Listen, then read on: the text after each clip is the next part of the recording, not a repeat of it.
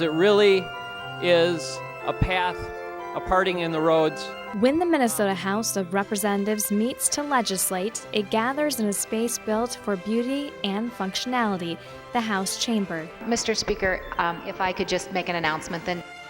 Cass Gilbert is responsible for such impressive grandeur and practicality.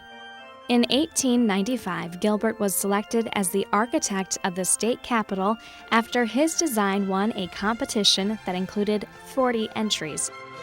His design of the Capitol was inspired by the White City, a first-of-its-kind Italian Renaissance-styled exhibit at the 1893 Chicago World's Fair. Not only did Gilbert design the structure, he also supervised its construction and its decoration. From the majestic skylight to the beautiful murals throughout the House Chamber and its furnishings, the critical eye and personal taste of Cass Gilbert can be seen in every nook and cranny.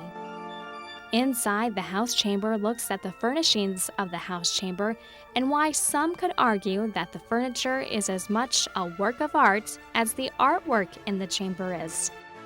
Designed by Cass Gilbert, each desk is made of mahogany and features fine craftsmanship.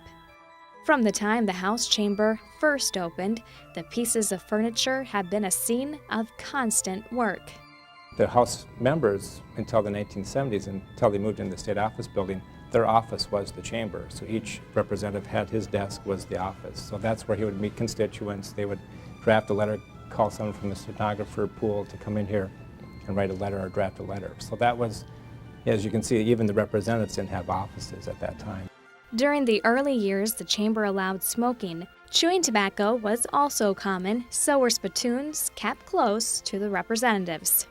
Pretty much every row, every other desk might have had a spittoon next to it. So that wasn't an uncommon thing back in 1905 to have spittoons all over the building. But as health standards improved, smoking was banned in the chamber, and as technology improved, each desk needed to be altered. These are the original desks from 1905. What happened in the 1970s is they put a Formica top on top of each of the desks just to get a little bit better surface to write. So that affected pretty much the original appearance of these desks. But as you can see, they're all, as they would have been here originally in 1905. To make room for microphones, inkwells were removed. To accommodate the wiring for electronic voting, each desk had its drawers and storage cabinets rebuilt. Each member on their desk has a voting station with a yay, nay, reset, and a page light button. During the 1989 to 1990 restoration, renovations and repairs were again made. The desks are the same desks, but they were redone and sanded down where they needed to be. Those pieces of furniture weren't the only furnishings treated. The front desk, full of polished mahogany, was also modified. The desk was brought up into 21st century standards and equipped with a wiring raceway to handle future technical innovations. Now, the chief clerk's desk was extended to provide some more room. Can you explain to us why it needed to be extended? Yeah, originally it probably went about this far. It had 3 or 4 desks behind, or 3 or 4 chairs behind the long bench desk. Plus you had your chief clerk in the center. But as government got bigger, you needed more people to do more of the paperwork and journaling and all the recording of the amendments and so forth. And so they extended that over time.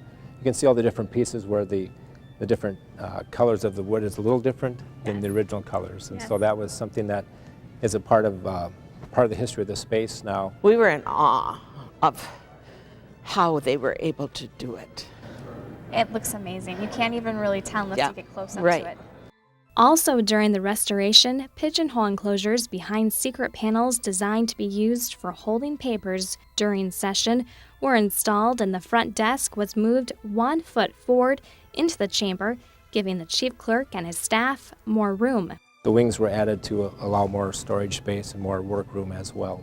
In addition, members' chairs were reupholstered in brown leather to match the original ones, the page bench was extended, and the chamber guests were given a more dignified place to sit. There were chairs down by the folding chairs for visitors to sit at down the front. The folding chairs were replaced with these long benches on either side of the front desk that matched the page bench. Although the furnishings have undergone some refurbishing and repairs, they remain largely true to their original design. It's just like they replicate things on this old house.